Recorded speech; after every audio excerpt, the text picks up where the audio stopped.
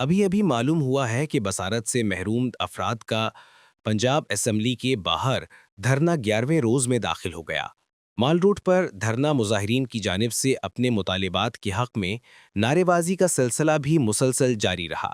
دھرنا مظاہرین نے اپنے ہاتھوں میں مختلف پلے کارڈز اور بینرز اٹھائے ہوئے تھے۔ بصارت سے محروم احتجاجی دھرنا مظاہرین نے وزیر اعلیٰ پنجاب مریم نواز شریف سے اپیل کی ہے کہ انہیں باعزت اور باوقار اور مستقل روزگار فراہم کیا جائے۔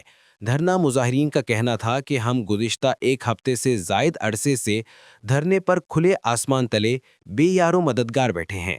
حکومتی بے حسی کا عالم یہ ہے کہ حکومت نے بصارت سے محروم مظاہرین کے لیے ایک ٹینٹ تک بھی فراہم نہیں کیا ہے۔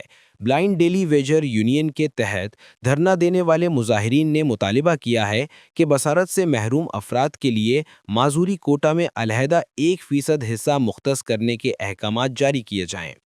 ہمارے جو ابھی تک مطالبات ہیں وہ منظور نہیں ہو سکے، تو آج ہمارے جو دھرنے کو 11واں روز ہے اور سموک بھی بہت زیادہ ہے اور بہت زیادہ سردی کی وجہ سے ہمارے جو دوست ہیں وہ بیمار ہو رہے ہیں، ہم خود بھی بیمار ہو رہے ہیں۔ ہمارا جو مطالبہ ہے سی ایم صاحبہ سے یہ ہے کہ ہمارے 44 ڈپارٹمنٹس کے اندر سیٹس جو ہیں وہ اویل ہیں، 3000 سے ابو جو ہیں وہ سیٹس اویل ہیں، تو ہمارے ان پر ہمیں ایڈورٹائزمنٹ لے کر دی جائے اور ہمیں وہاں اس سیٹوں پر بھرتی کیا جائے۔ اسپیشلائز ہیلتھ میں جاب کر رہا تھا، وہ بھی اب ختم کر دی گئی ہے۔ 3 ماہ کی نوکری دیتے ہیں اور 3 ماہ کے بعد ہم پورا سال گھر میں بیٹھتے ہیں۔ 11ویں روز میں یہاں پہ ہم بیٹھے ہیں نا، تو ہماری طبیعت اتنی خراب ہو رہی ہے کہ ہم سے بولا بھی نہیں جا رہا، اسموک پڑ رہی ہے اور ہم بہت سردی میں ٹھٹر رہے ہیں اور ہمارے اوپر چھت بھی نہیں ہے، نہ کوئی میڈیکل کیمپ ہے لگایا گیا حکومت کی جانب سے۔